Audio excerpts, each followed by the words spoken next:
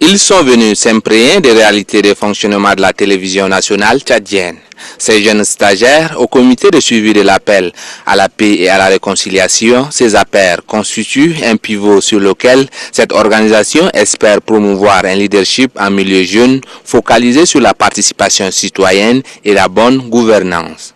Recevant ses hôtes, le directeur de la télévision nationale tchadienne se félicite de cette visite et encourage les jeunes leaders dans leur démarche. Je vous invite à ne pas faillir.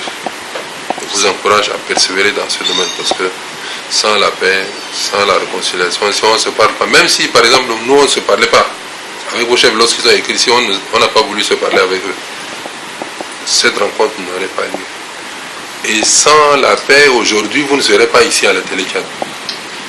Donc c'est par rapport à ça que nous vous invitons à vraiment être assidus dans ce que vous faites par rapport à la paix, par rapport à la réconciliation.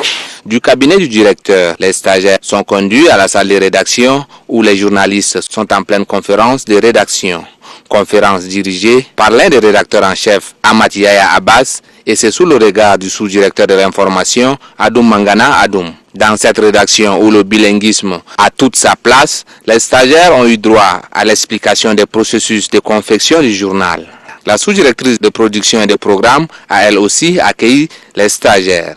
Elle leur a présenté sa structure qui comporte plusieurs services. Après leur passage au service de reportage et au Karoubivan, cap est mis sur le studio La Renaissance. Sous la conduite de Babadi Madoum, les visiteurs ont découvert les différents procédés techniques allant du traitement à la diffusion de l'information. Du banc de montage en passant par le studio, la réalisation et la régie technique, les visiteurs sont impressionnés par le travail qui se fait à la télévision. Lorsque nous regardons le travail de la télé, nous pensons que c'est en fait un travail très facile. Mais voilà que nous venons de constater des visu, ce que vous avez l'habitude de le faire, c'est un travail extrêmement délicat, un travail extrêmement complexe. Cette descente est capitale pour le CESAPER dans sa mission de transmettre les valeurs de paix à la jeunesse. Nous avons trouvé également normal qu'en tant que futur leader, il est important que ces jeunes puissent visiter la télé, voir comment est-ce que ça fonctionne, également s'imprégner aux différents programmes ainsi que l'équipe opérationnelle.